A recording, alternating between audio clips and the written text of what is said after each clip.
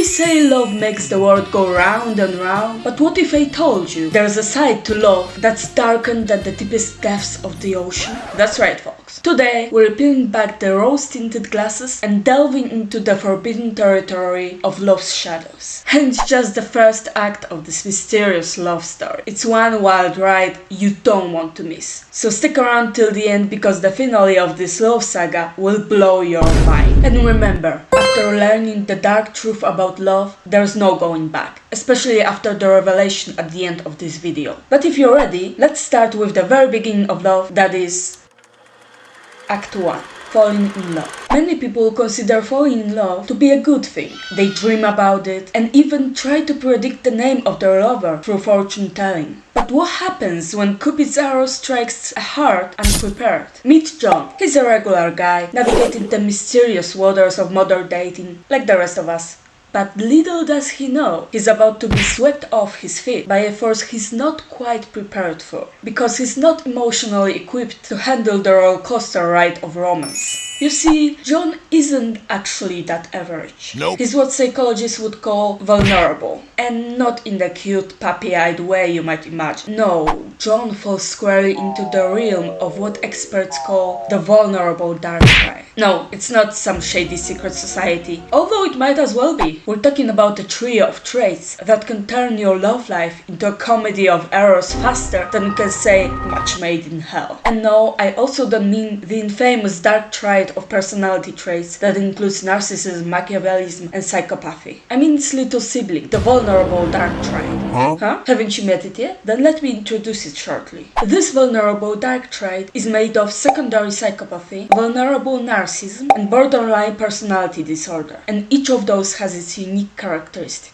Secondary psychopathy is like having a one-way ticket to risk-taking town. That's where thrill-seeking and bad decisions rule. But it's not all fun and games. There's depression, as thoughts, and a whole lot of emotional turbulence lurking in the shadows. And what's important to note for dating, it comes with poor interpersonal function. Then there's vulnerable narcissism. Imagine feeling like you're the star of the show, but deep down, you're just a bundle of insecurity and self-doubt. It's like walking a tightrope between arrogance and anxiety, never quite sure where you'll land. And let's not forget about borderline personality disorder, the wild card in the deck. It's all about impulsivity, emotional roller coasters, and decisions made in the heat of the moment. Think of it as the emotional equivalent of driving without a seatbelt. Risky, unpredictable, and bound to end in a crash. So, have you met that vulnerable dark triad before? Let me know in the comments. Anyway, back to our boy John. Poor guy's got a front row seat on the love train to disaster. I won't reveal which side of the vulnerable dark triad he belongs to. The point is that membership in that triad often comes with a bigger probability of having reduced capacity of love and dysfunctional love styles. So if John now decides to pursue a romantic relationship, he's likely to have a lot of problems and drama in it. Poor John. But don't worry, it's not that there's no hope for John. Although he might be at the worst start for love race than others, he can still win it. With a little help from psychotherapy, John might just stand a chance at finding his happily ever after. The point of this segment though is that sometimes we are not ready for love. It might be because of the vulnerable dark triad, but it can also be about first solving some issues before, so they don't destroy your future relationship. Because believe it or not, but love actually isn't a magical medicine that will automatically cure you from your problems. Whether it's a dysfunctional attachment style, your intrapersonal trouble, or your past still clinging onto you, it's better to resolve all of that before you enter a relationship. In the next chapters, I'll tell you another reason why. But here comes John, back from his therapy, now ready to create a beautiful, lasting relationship. So what could go wrong, right? One day, Cupid strikes an arrow into his ready heart, but the second arrow lands in Lilith's. It was love at first sight. And maybe you expect me to tell you about rejection of his love from Lilith, huh?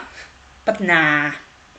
I don't think I need to present you that disadvantage of love. I suppose we are all aware of the results of an unreturned love. In this storyline, Lilith actually accepts John's confession. So those two give each other a chance to see how it goes after the first date. And it goes great. John falls even more in love with Lilith. What a happy ending, right? No.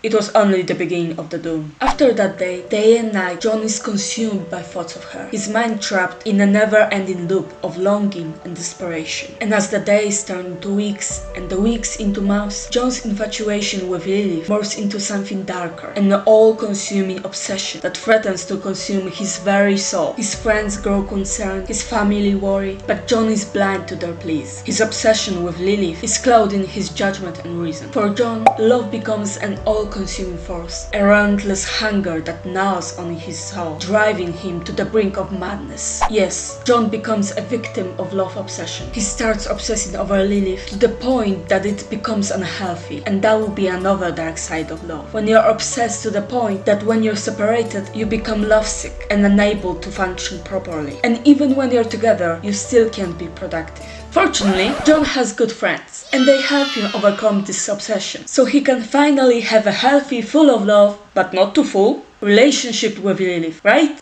Right?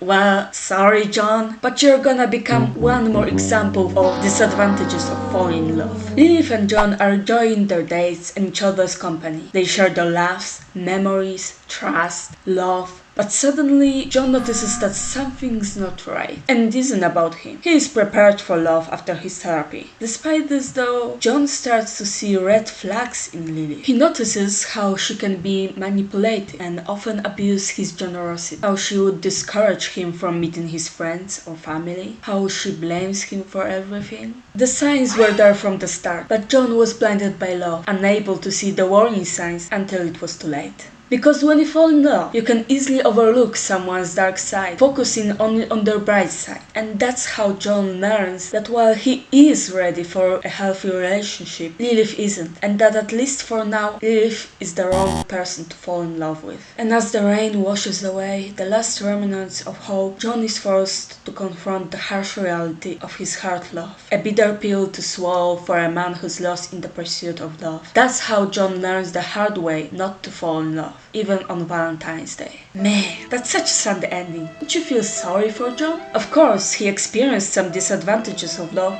but maybe if he found the right person, he would finally be happy. So what about this? We'll give John another chance in another video. We'll find him an awesome partner who's actually ready for his love. But first, we need the name for them. So comment now what name should have the perfect match for John. And remember, we might be talking about disadvantages of love here, but it doesn't mean that there's all to this. So if you wanna find more context to this, subscribe to this channel and wait for another act of this love story.